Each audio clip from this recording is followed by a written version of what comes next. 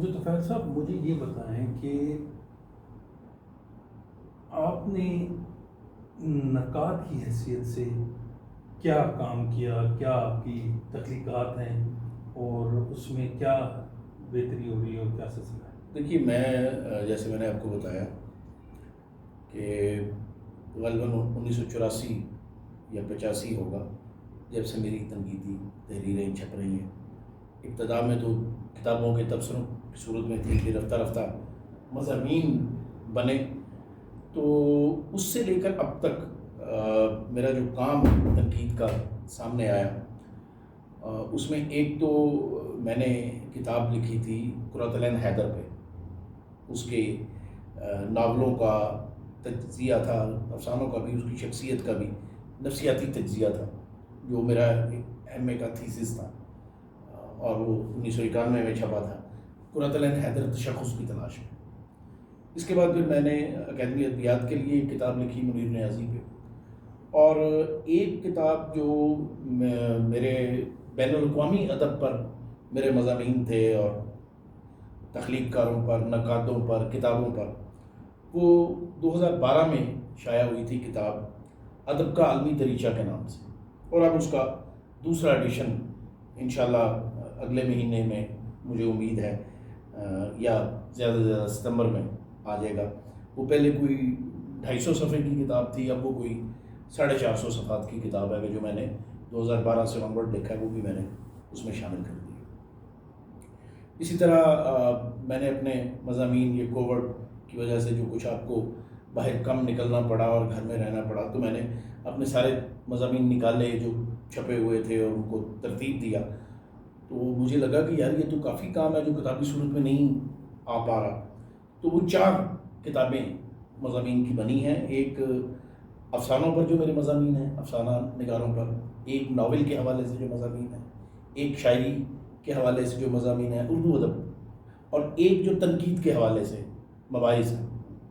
تو یہ 4 کتابیں کوئی 300 350 صفحے کی ایک ایک کتاب بنے گی، اور ان کتابوں کی اب کمپوزنگ ہو رہی ہے۔ وہ جو پریلیمنری ہوتے ہیں سبجیکٹس، اس میں آپ سمجھیے کہ یہ اگلے سال ایکسپیکٹڈ ہے۔ ایک تو شاید اس سال کے آخر تک آ جائے، جتنی جلدی ہو جائے پروسیس ہے نا، جو تنقید والے مضامین ہیں وہ تو شاید اس سال کے آخر تک چھپ جائے، اور باقی 3 جو ہے وہ اگلے سالوں میں۔ تو اس طرح میں نے اپنا جو بکھرا ہوا کام تھا ان دنوں میں کیا۔ یعنی کووڈ آپ کے لیے اس حوالے سے میں نے سوچا کہ یار مجھے کیا کرنا چاہیے، میں کیا کام کرنے کے۔ اچھا، ایک کام میں نے یہ کیا، دوسرا وہ پھر بعد میں اس پہ بات کریں گے، وہ میں نے نفسیات کے حوالے سے کیا، کہ میں نے لوگوں کو کووڈ کے جو سائیکولوجیکل افیکٹس ہیں ان کے حوالے سے ویڈیو فلمز اور ویڈیو کلپس بنا کے یوٹیوب پر ڈالے، وہ بھی ڈاکٹر امجد طفیل کے نام سے اگر کوئی سرچ کرے تو مل جائے گا۔ جی، تو اب یہ جو تنقیدی کام ہے میرا یہ آیا۔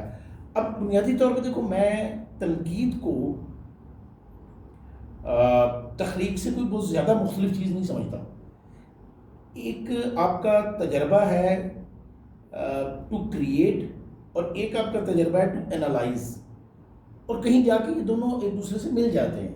یعنی کہا جاتا ہے کہ ہر اچھا تخلیق کار جو ہے اس کے اندر ایک اچھا نقاد بھی ہوتا ہے، وہ تنقید لکھے نہ لکھے، اور جو ایک اچھا نقاد ہے اس کے اندر ایک تخلیق کار ضرور ہوتا ہے، کیونکہ اس کے بغیر وہ تخلیقی تجربے کو سمجھ نہیں سکتا۔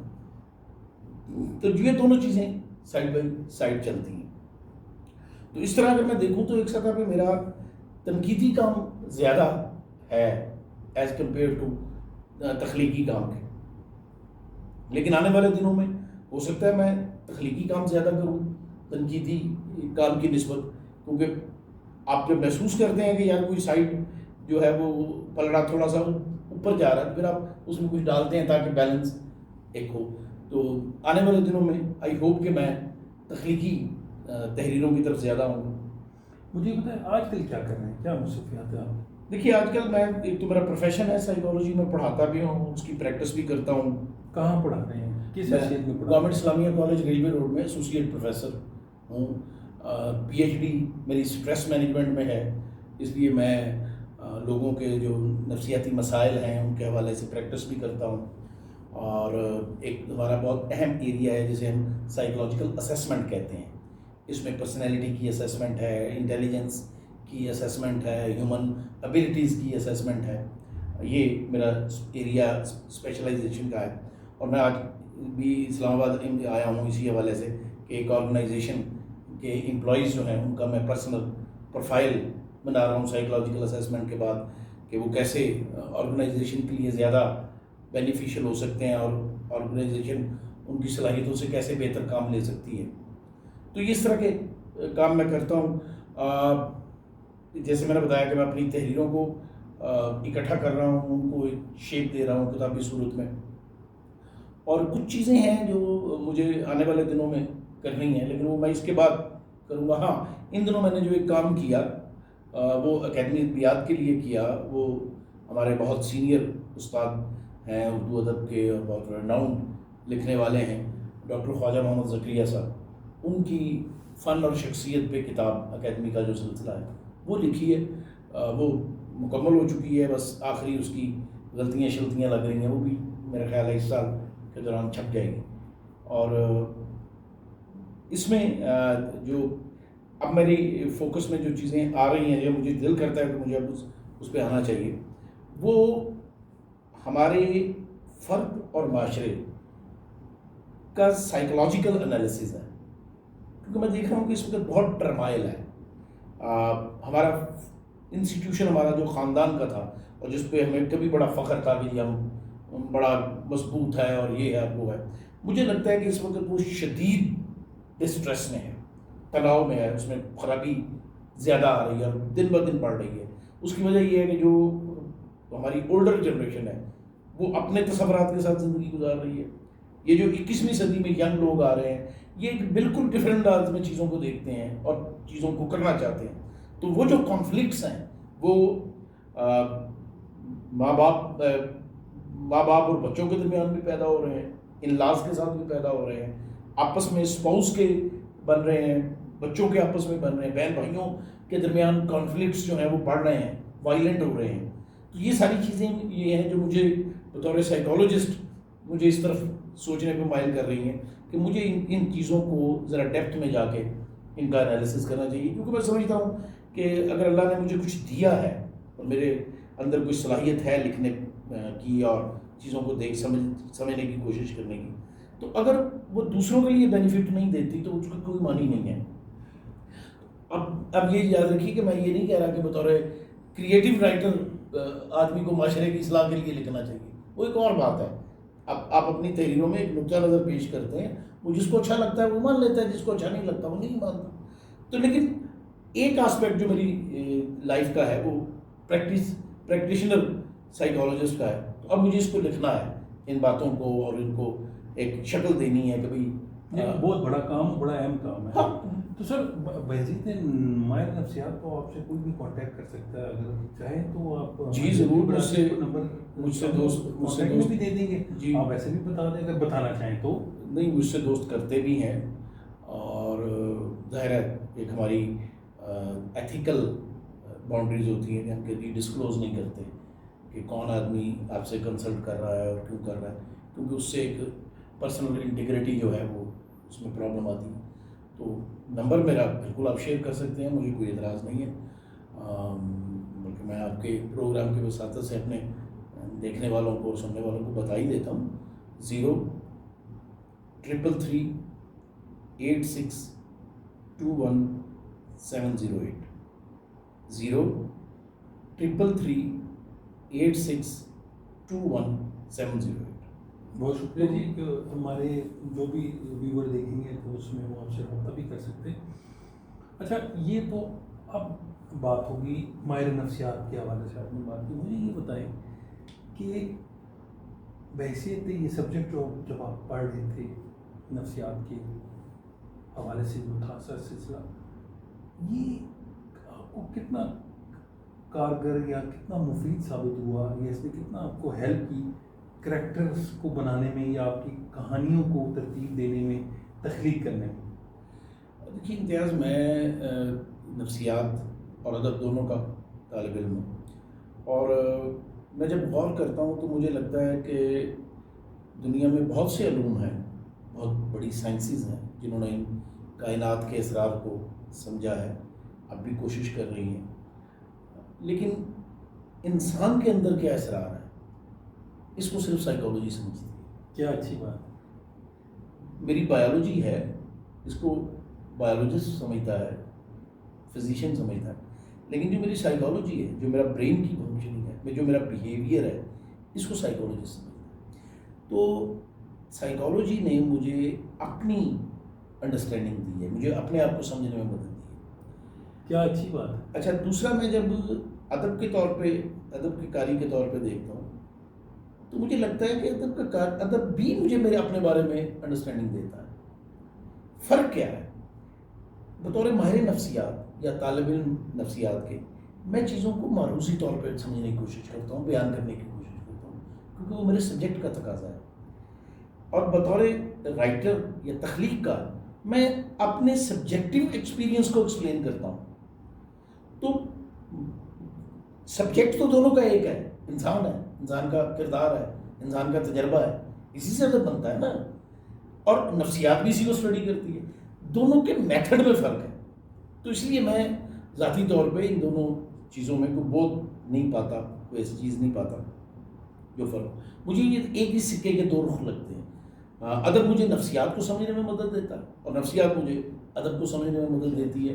مجھے کردار, میں جب کوئی چیز تحریر پڑھ رہا ہوتا ہوں تو اس میں جو کریکٹرز آتے ہیں ان کو سمجھنے میں مدد دیتی ہے. مجھے پتہ لگتا ہے کہ اچھا یہ جو کردار اس طرح موو کر رہا ہے, رائٹر نے اس طرح لکھا ہے, تو فلاں تھیوری جو ہے نفسیات کی وہ یہ کہتی ہے کہ اس طرح ہوتا ہے. تو یہ دونوں چیزیں سائڈ بائی سائڈ چلتی ہیں. ہمارے ہاں نفسیاتی تنقید کافی لکھی گئی ہے, لیکن زیادہ تر نفسیاتی تحریر تنقید میں زیادہ ڈیپتھ نہیں ہے. اور ہمارے لکھنے والوں نے ایک دو لوگوں جیسے سیگمنٹ فرائڈ ہے یا کارل یونگ ہے, زیادہ تر ان کی تحریروں کو سامنے رکھ کر تنقید لکھی. میرا خیال یہ ہے کہ نفسیات میں اور بہت سی تھیوریز ہیں جن کو بنیاد بنا کر ادب کی تفہیم کی جا سکتی ہے. اور یہ ایک ایریا ہے جہاں نفسیات اور ادب کی حدیں آپس میں مل جاتی ہیں. تو آنے والے دنوں میں مجھے لگتا ہے کہ میں کوئی اس طرح کی بھی چیز لکھوں گا جو اس طرح کے معاملات ہوں کہ کسی رائٹر, جیسے میں نے ابتدا میں بھی قرۃ العین حیدر کا کی جو آپ کو بات کی, تو وہ سائیکولوجیکل اسٹڈی تھی. قرۃ العین حیدر تشخص کی تلاش میں, یہ ایک ہمارے سائیکالوجسٹ ہیں ایرک ایرکسن, ان کی تھیوری میں نے لی تھی کہ ٹین ایج میں لوگ اس کرائسس میں آتے ہیں, اور پھر اس کرائسس سے نکلنے کے لیے قرۃ العین حیدر نے اپنی جو ڈیولپمنٹ کی اس پہ بات کی تھی. اسی طرح میرا ارادہ آنے والے دنوں میں, منٹو میری دلچسپی کا ٹاپک رہا ہے, تو منٹو کو ایک سائیکولوجیکل اسٹڈی ہے, اور اس پہ کچھ مضامین میری پلاننگ میں ہیں. اور اس طرح آپ یہ سمجھیے کہ ان دونوں سبجیکٹس کو جو میرے ہیں, اب میں ذرا نئے اینگل سے دیکھنے کی کوشش کر رہا ہوں, ان میں کوئی نئی بات بنانے کی کوشش کر رہا ہوں. انشاءاللہ جی, ہم بالکل, یہ بڑا اہم کام ہے, اور اللہ پاک آپ کو جو ہے وہ توفیق دے کے اس طرح کا کام کریں. مجھے لگتا ہے ناول کی طرف نہیں آیا, یا لکھا ہوا کہیں چھپا نہیں لکھا ہوا, تصور میں تو ہوگا. ہاں خواہش تو ہے, اور کوئی ایک آدھ خاکہ بھی میں نے بنایا ہوا ہے, لیکن ناول لکھنے کے لیے جتنا وقت چاہیے وہ نہیں میرے پاس ابھی ہے. اس کی وجہ یہ ہے کہ میں نے بہت سی معاملات میں پھنسا ہوا ہوں, یہ بھی کر رہا ہوں, وہ بھی کر رہا ہوں. تو اب مجھے لگتا ہے کہ شاید میں کہیں 2-1 سال بعد جو میری ریٹائرمنٹ آئے گی تو سرگرمیوں کا وزن جو ہے کم ہوگا, تو پھر میں شاید ناول لکھوں, یا ہو سکتا انہیں پرانی میں بن جائے. کبھی کبھی تو بڑی شدید ارج ہوتی ہے کہ لکھنا چاہیے, لیکن سچی بات یہ ہے کہ ابھی تک میں اس تجربے کی طرف گیا نہیں ہوں. ایک جملے میں بتائیں کہ کون سا ناول آپ کو پسند ہے جو اب تک لکھا ہوا ہے؟ اداس نسلیں, بہاؤ, پھر اس کے علاوہ یہ قرۃ العین حیدر جو ہے ان کا تو اسپین کافی لیجنڈری ہے, اور وہ پیچھے چلا جاتا ہے. دیکھیے, مجھے کوئی ایک ناول کا بتانا تو ذرا مشکل ہے. ہاں جی, کیونکہ آپ آسان بتا دیں. قرۃ العین حیدر کے مجھے 2-3 ناول پسند ہیں. آگ کا دریا ہے, میرے بھی صنم خانے ہے, کار جہاں نہیں, آگ کا دریا, اور آخر شب کے ہم سفر, اور گردش رنگ چمن, اور انتظار حسین کا بستی، عبداللہ حسین کا باغ، مستنصر حسین تارڑ کا بہاؤ، اور مرزا اختر بیگ کا غلام باغ اور حسن کی صورتحال، اختر رضا سلیمی کا جو جاگے ہیں خواب، اور اس میں نئے ناول نگاروں میں انڈیا کے مشرف عالم ذوقی کے ناول مجھے اچھے لگتے ہیں. اس نے بہت ڈیپتھ میں کچھ چیزوں کو سمجھنے کی کوشش کی ہے جو ہماری زندگی کی ہیں. افسانے کا بتائیں. افسانے میں ظاہر ہے شروع کر کے تو میں منٹو کو ہی سب سے زیادہ مجھے لگتا ہے کہ بہتر ہے، لیکن غلام عباس جو ہے اس کی جو کرافٹ مین شپ ہے وہ مارولس ہے.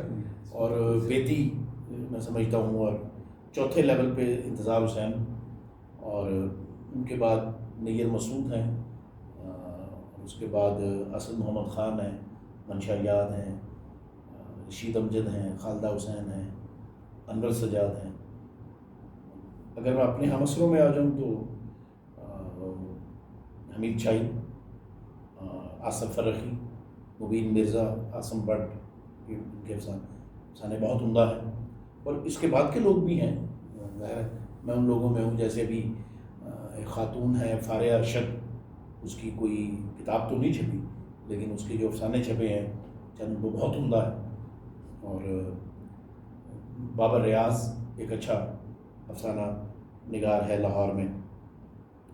آپ کی تحریریں ہیں یہاں پنڈی اسلام آباد میں، وہ ایک خاتون اچھا لکھتی تھی شبانہ حبیب، وہ پتہ نہیں کہاں گئی. ہاں نیوز کاسٹر کی بات کریں، میرے خیال میں شاید نیوز کاسٹر بھی ہو گئی تھی. اور اس کے بعد یہ نیلوفر اقبال اچھا لکھنے والی ہیں. تو اس طرح کر کے یعنی ایک کہکشاں ہوتی ہے. ہوتا یہی ہے امتیاز کہ بہت سے لوگ لکھنے والے ہوتے ہیں، پھر ان میں سے کچھ آگے نکل جاتے ہیں. جیسے بھی آپ دیکھ رہے ہو نا اولمپکس ہو رہی ہیں، تو شروع میں ایک جتھا ہوتا ہے جو بھاگتا ہے، آخر میں چند ایک رہ جاتے ہیں، اور پھر ایک ہوتا ہے جو سب سے آگے ہوتا ہے. اب یہ کسی کو نہیں پتا ہوتا کہ وہ ایک کون ہوگا. یہ تو وقت ثابت کرتا ہے، بہت سے ٹرائلز ہوتے ہیں اس میں. لیکن میں سمجھتا ہوں کہ لکھنے والے کا اصل کام لکھتے رہنا ہے. آخری سوال پوچھ رہا ہوں جی، مجھے یہ بتائیں کہ کیا مطالعہ جو ہے وہ آپ کی تخلیقی صلاحیتوں کو جلا بخشتا ہے یا نہیں؟ بالکل بخشتا ہے. میرا ذاتی خیال یہ ہے کہ ہمارے ہاں بعض حلقوں میں جو ایک رومانٹک تصور ہے کہ جی تخلیق کار کو کچھ پڑھنا لکھنا نہیں چاہیے، اس سے اس کی اوریجنلٹی خراب ہو جاتی ہے. یہ بہت بچگانہ تصور ہے. تخلیق کار یہ تو بالکل طے بات ہے کہ بائی برتھ تخلیق کار ہوتا ہے، لیکن وہ تربیت اپنی اس دنیا میں آنے کے بعد کرتا ہے. اور تخلیق کار کی تربیت کا سب سے بڑا ذریعہ اسٹڈی مطالعہ ہے، دوسروں کا لکھا ہوا ادب ہے. اس سے پہلے جو لکھ گئے ہیں دوسرے زبانوں کا ادب ہے. اور یہ صرف یہی نہیں کہ ادب، جو سائنس میں تحقیقات ہو رہی ہیں، جو سوشل سائنسز میں ہو رہا ہے، جتنا آپ پڑھ سکیں. یہ کوئی ہر آدمی کی اپنی دلچسپی ہوتی ہے. لیکن کہا یہ جاتا ہے کہ ایک 6 MA جس نے کیے ہیں وہ ایک افسانہ نہیں لکھ سکتا. نہیں دیکھیے، وہ میں ڈگری لینے کی بات نہیں کر رہا. نہیں، میں اگر کسی نے 6 MA کی ہیں، 1 MA بھی کیا تو اس کی وہ سطح جو ہے وہ بات آپ کی درست ہے کہ تخلیق کا مادہ انسان میں بائی برتھ ہوتا ہے. اگر آپ میں نہیں ہے تو آپ تخلیق کار نہیں ہیں. لیکن جس میں تخلیق کا مادہ ہے اس کی تربیت بھی تو کرنی ہے نا. اور بعض لوگ یہ کہتے ہیں کہ 1% بائی برتھ ہوتا ہے، 99% بائی ٹریننگ ہوتا ہے، بائی محنت ہوتا ہے. اچھا اب یہ چلو کر لو، یہ تو ہو گیا ذرا انتہا پسندانہ معاملہ. آپ 50-50 کر لیں. بھائی ایسے ہی ہے نا، اگر دودھ ہے اور تازہ خالص دودھ ہے تو اب یہ دودھ تو ہے، اب اس سے اب پروڈکٹ کیا بنائیں گے، اس کے لیے تو آپ کو ایفرٹ کرنی پڑے گی نا.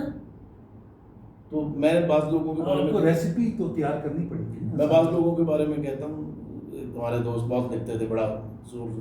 انہوں نے ایک دن مجھ سے پوچھا کہ یار تمہارے کیا خیال ہے. میں کہ یار تم شاعر ہو، اور اللہ نے تمہیں دودھ بھی دیا ہے، لیکن تمہاری مصیبت یہ ہے کہ تم اس میں ڈھیر سارا پانی ڈال کے کچی لسی بنا رہے ہو. اس سے کوئی اچھی چیز بناؤ پروڈکٹیو جس کی ویلیو زیادہ ہو. تو بات یہ ہے کہ یہ جو ویلیو زیادہ بنانا ہے، ویلیو ایڈیشن کرنا ہے، یہ تو آپ کو پڑھنے سے آتا ہے، ٹریننگ سے آتا ہے، سیکھنے سے آتا ہے. اور اگر آپ یہ نہیں کریں گے تو پھر ٹھیک ہے، دودھ آپ کے پاس ہے، اس سے تو کوئی انکار نہیں کرے گا، لیکن وہ کبھی بھی فنشڈ پروڈکٹ میں نہیں آئے گی. میں آپ کو ایک مثال دیتا ہوں. باغ میں اور جنگل میں کیا فرق ہوتا ہے؟ پودے ہی ہوتے ہیں نا ہر جگہ. ہاں دونوں جگہ درخت اور پودے ہی ہیں. ٹھیک ہے نا، لیکن باغ کے پودوں کو تراشا گیا ہوتا ہے. جنگل وہی پودے ہوتے ہیں، ایک کی شاخیں دوسرے میں گھسی ہوتی ہیں. ٹھیک ہے، ایک پودے کے نیچے دوسرے پودے اگ رہے ہوتے ہیں. تو دیٹ از دی وے کہ جنگل تو ہے، اب آپ ٹیلنٹ ہے، اب آپ اس کی تراش خراش کرتے ہیں، اس کو خوبصورت باغ میں تبدیل کرتے ہیں یا جھاڑ جھنکار میں تبدیل رہنے دیتے ہیں. یہ کام بغیر سیکھے نہیں آئے گا، یہ کام بغیر مطالعے کے نہیں آئے گا، یہ کام بغیر اپنی تربیت کیے نہیں آئے گا. کوئی کہنا چاہیں ہمارے ویورز کو؟ نہیں، میرا خیال ہے کافی ہو گیا، کافی چیزیں کہہ دی جو ذہن میں تھی. آپ کا بہت بہت شکریہ، آپ نے ٹائم. آپ کا بہت شکریہ. Thank you. اللہ حافظ.